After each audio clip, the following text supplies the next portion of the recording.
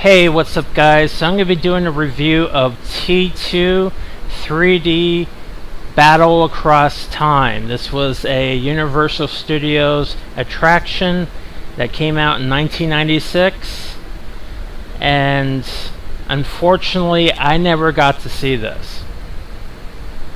So if anyone has seen this attraction and they saw it in person, leave the comments below and share your experience, because this looks like a really cool, badass attraction to go see. And I wish they would release this on Blu-ray as a separate thing, because it's, you know, they eventually closed it. It was in 2017, they closed it, they tore it down, so it's become a relic basically, or it's become something in the past, you know, because it made big money. It was a very popular, you know, thing at Universal Studios. So let's not have this be forgotten. Let's release this on a Blu-ray, because it's at least 30 minutes long. They could add, you know, special features along with it, with all the bells and whistles, you know, everything in the kitchen sink, with how the, you know, the making of it and everything. They could do that, or they could release this along with, you know, a Blu-ray set of, you know, T2 Judgment Day. This could be a bonus disc of this attraction.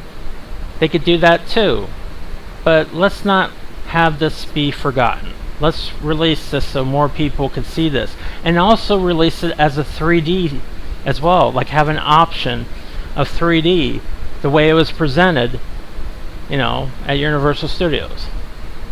That'd be really cool. You could watch this with your 3D glasses.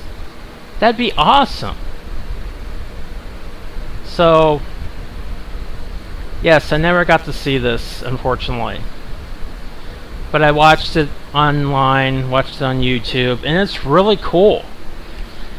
And here's the thing, a lot of people say this, and I say this too. This is the official Terminator 3, because it has the original cast, it has James Cameron directing it, it has everything that makes it a Terminator film.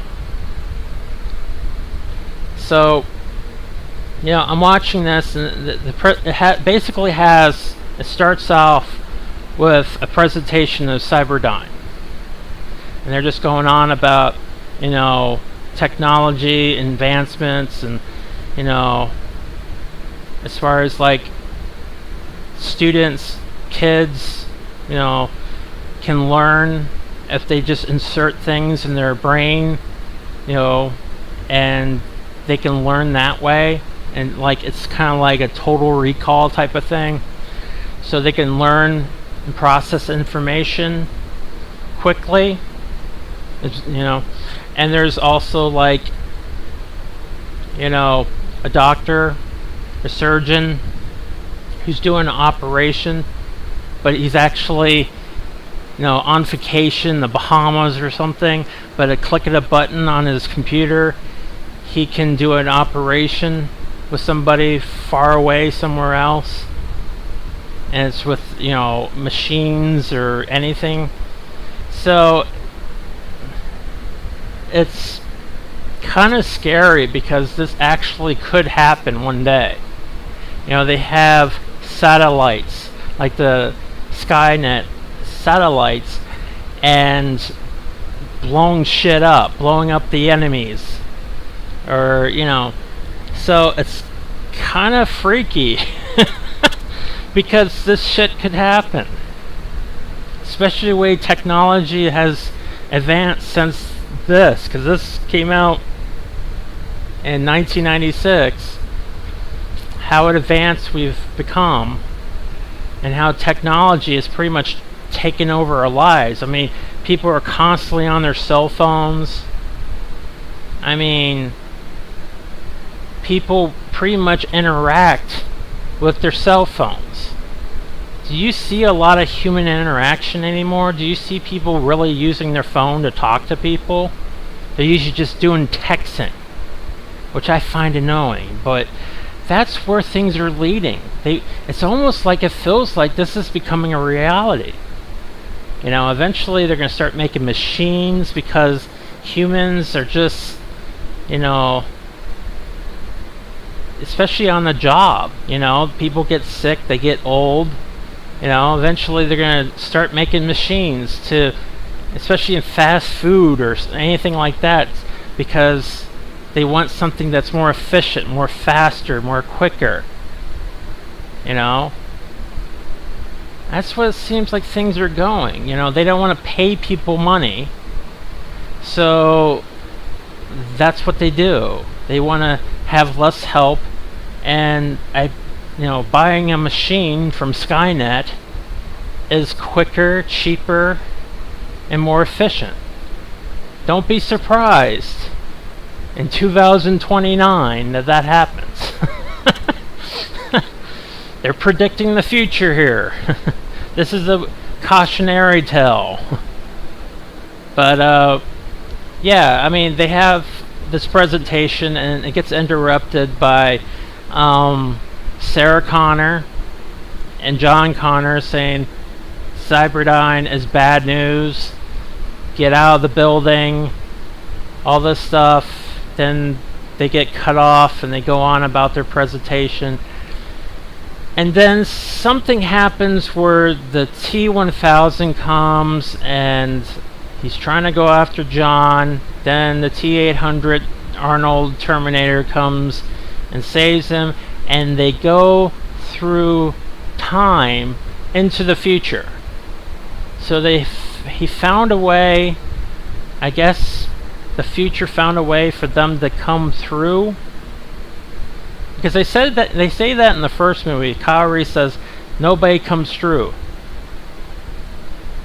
but somehow they changed it here where Arnold was able to take John into the future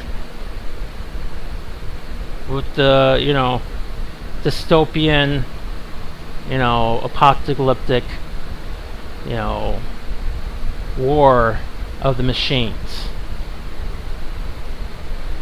So they're in the future of 2029, and we got the T-1000 going after him with this liquid metal where he turns into objects and trying to stab John and trying to go after him. Arnold shoots at him. And Arnold's in the bike. He's riding his motorcycle, and he goes into this building of some sort, and you got these little, they call them, I think he said there are many hunters. They fly around. They have these little guns, they're shooting at them. Arnold's breaking them. He's throwing them around against the wall, concrete wall, and they blow up. He's like, stop whining, and he just destroys the damn thing. And then you get the T-800, the actual machine, trying to shoot at Arnold, trying to shoot at John. He points the laser gun at John, and Arnold throws one of those mini hunter things at the machine, the T-800, and slices his head off, and it goes really high up, and obviously it's 3D effect, so it can go through the screen and get come at the audience, but it's a really cool effect. And that's basically it. They go to Skynet, and they fight with a T-1 billion, which is kind of like the T-1000, where it's kind of it has sharp objects, but it's just completely spider-like. It's kind of freaky looking. And they fight that, and that's basically it. But I mean, it doesn't have really much of a story to follow. It's just basically, the main thing is it's just made for entertainment and just be, attraction for people to go see. I mean, it doesn't have like a deep story, or I mean, if you could pick apart this thing, because it's like this Terminator, Arnold's Terminator acts exactly like the Terminator in Part 2. Even though that Terminator sacrificed himself and he died, but yet he's still talking the same way. He's still saying, "Hasta la vista, baby." He's still saying, he still has the human kind of, sayings that he says, and "I'll be back." I mean, there's a lot of things that he says are similar to what that, Terminator said in Part 2. So I found that kind of funny that he did that. It's like, okay, so this Terminator, it's just kind of silly. I mean, I understand it's attraction and all, but when he starts saying lines like "Hasta la vista, baby," and stuff like that, it's like, okay. Even though this is the first time he met John, he's talking like John. It's kind of weird. But whatever, it's just an attraction for people to see it in 3D, and it's pretty cool. It's pretty badass. So if anyone's ever seen this, please let me know in the comments. How was your experience when you saw this? I mean, just watching it on YouTube, it's pretty awesome just watching it from there. If I saw this in person, it'd probably have been a hell of a lot better experience. But they really should release this on Blu-ray, so more people could see it, so it doesn't become something that's forgotten, because this is really a special thing, and I really wished that this was the real Terminator 3. That's what they really should have did with this. Just make it Terminator 3. Because this would have been a badass Terminator 3. This was kind of like a tease. I mean, the fact that they can go in, through time in the future with John, and for whatever reason they do this, because they don't explain why, they could just go into the future and, be a part of this whole, War of the Machines fighting, and, maybe John has to send a message to his older self, whatever. That would have been a cool concept. It'd been a different concept. Why haven't they done this yet? Why is it always a tease of the future and flashbacks? Why can't they do a full-on movie of them fighting, the Terminators in the future war with lasers shooting, robots shooting at them? Why can't we get this movie? Why are they still depriving us from this great movie that they only tease in flashbacks? Everybody wants to see this movie. A 2-hour film of nothing but war with the machines in the future in 2029. Why haven't we got this film?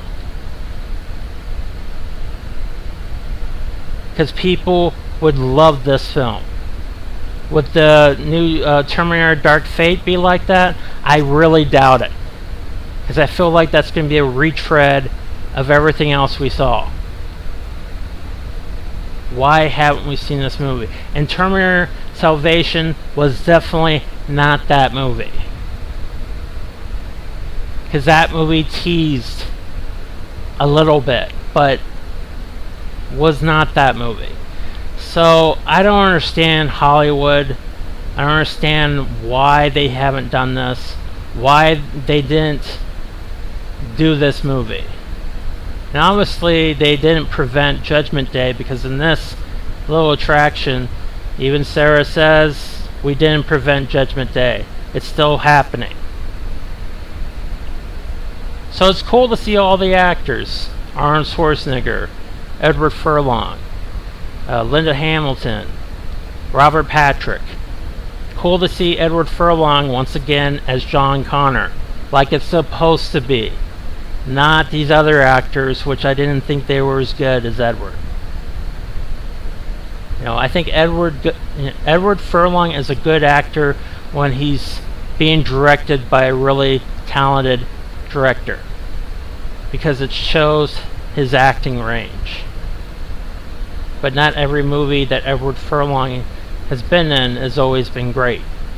But when he's supervised by the right people, he does really good acting. So, this is my review of T2 3D Battle Across Time. Badass attraction. Let me know your thoughts, and I will talk to you guys later. Take it easy.